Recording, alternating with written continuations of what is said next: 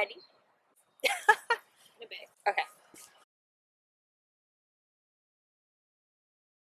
This is something I hear a lot of people talk about, and it seems to be across the board something all of us have to deal with at some point. I'm going to show you my best moves, the things that I know for sure really help with upper back pain.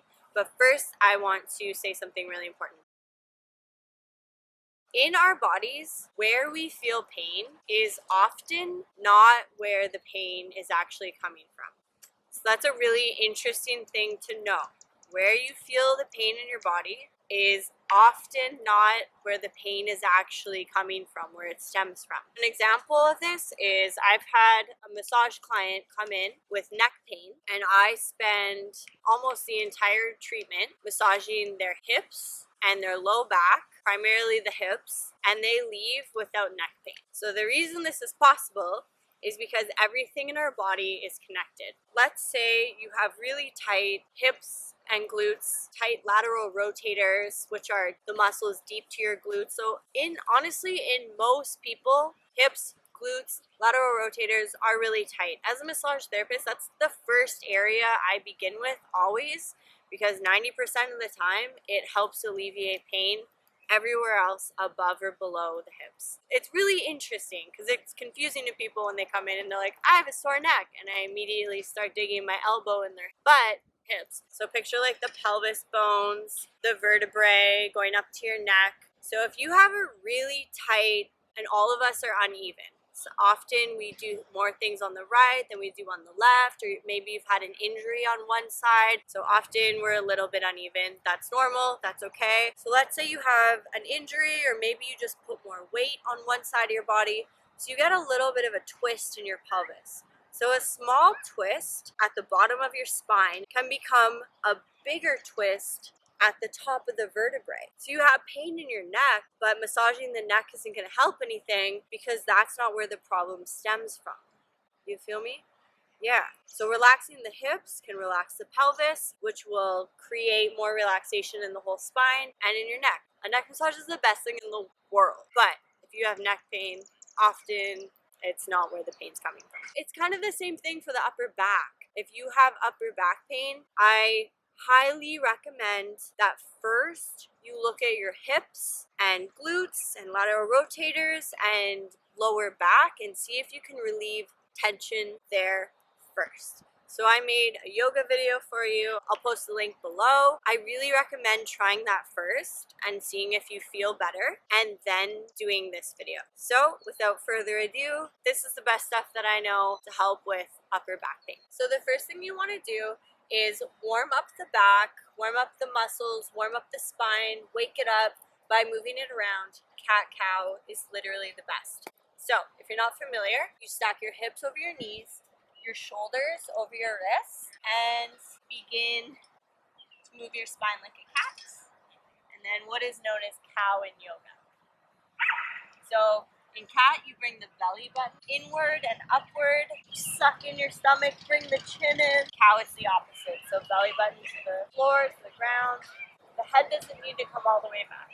So if this feels really tight, do it longer, keep doing it. Don't let that discourage you from doing it. Take that as a sign that your back really needs it. So breathing, don't hold your breath. Remember to move slowly and keep breathing. So that's cat-cow. So let's do a little bit of a warm-up with the shoulders right now, just rolling them back in circles, forward and backward, moving them all around. Now opening the arms, extending them out wide and drawing big circles going backwards. So basically just moving the shoulders and the arms around in circles every direction, just to warm up the upper back, warm up our shoulder girdle and all those muscles in and around that area. So whatever feels good at whatever pace feels best, stick with that. And let's do the arm over chest, both sides, as you can see in the video. And bringing both arms up for a tricep stretch. So reach for the shoulder blade on the same side. Grab the elbow and pull it inwards. So again, reaching for the scapula on the same side and using the other arm pulling the elbow in. Feel free to pause this video and do anything longer. I'm just showing you what I do. It's not in real time. So here's another example of the tricep stretch. Feel free to do it one more time on each side. Yeah, remember to breathe and be easy on yourself. So we're heading to reverse prayer. A really good place to start, especially if it already feels really tight, is just to stack. So layer the arms like I did just a second ago. And if prayer is accessible to you at the moment, stay there for a few breaths, come out of it slowly. Okay, now that we're warmed up, you really want to do this one. This one is the best. This is to stretch the subscapularis muscle, which is the muscle that is underneath your shoulder blade, underneath your scapula, subscapularis. So it's really hard to get at. It's even hard for a massage therapist to get at. We can stretch it. I do recommend incorporating rolling and massage if this area is really tight, but this is a good way to do it. So in yoga, eagle arms or Garudasana arms, I demonstrated it a few times from different angles here. Hopefully you can see what's going on. So starting with the elbows up, one arm under the other, keep wrapping it so that the fingers can meet or the palms can meet, or get as close as you possibly can. Don't be hard on yourself here. Bring the wrist and elbows up and push the wrist away for your body for an even better and deeper stretch. Breathe, hold, switch sides, enjoy. You're welcome. All right, now it's time for cat-cow with a twist. I recommend watching this before trying it. Once you do try it, move in really super slowly. So it's important to be warmed up before we do this. And we start in a tabletop position, just like we did when we are going to do cat-cow. Bring one arm up at a time, reach for the sky, and thread it underneath the opposite armpits and the other side. So slowly sink down onto the fleshy, meaty part of your arm, kind of where your deltoid is, and extend your other arm forward, just resting on the ground.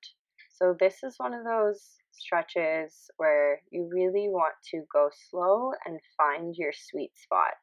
And you'll know when you're there because it feels good. It feels so sweet. So play around with it, and once you get comfortable with this and you feel comfortable going deeper, for my advanced yogis, you can see here I'm incorporating the leg so that I can get my shoulder into a deeper twist and a deeper stretch. This basically wrings out your upper back like a rag. It's amazing. But you need to be really warmed up. Take it easy, take it slow, remember to breathe, and keep the hips up. If you did the advanced pose here, you can see my ankle is up and toes are down. The toes and the fingers are meeting. If you try this and it doesn't feel good, just immediately come out of it, but nice and slow, and try again next time. Yoga is about doing what your body is saying yes to and what it needs that day. What we can do one day isn't always what's available to us the next day. So give your body what it needs and recognize that that could change from day to day. All right? Sometimes we're a little stiffer, sometimes we're a little more limber. It's all good, it's all cool. We're human. Just do the best that you can to keep your body feeling good, and wring out that upper back cat-cow with a twist, also known as thread the needle in yoga. So enjoy. And here I'm just showing you one more time how to get into the advanced version, if that is available to your body, if it feels good. So please, if it doesn't, not today, try again next time. Little by little, you will get there. Yoga is about slow and small victories and movement. So we have to get excited when we become a little more flexible and celebrate that. And when you keep it up and you're consistent, your body will continue to open up and expand more and more and more, and you'll feel even better. So be patient with yourself, please. So that's it. Those are my best moves for upper back pain. But like I said at the beginning of the video, your upper back pain could be a result of lower body tightness, So take care of that first, then take care of up here, and you're gonna feel better. Like, there's no way that you won't. Thank you for watching. I hope this helped. Hi, thank you so much for watching. I really hope something in this video helped. Remember to always be really patient with your body.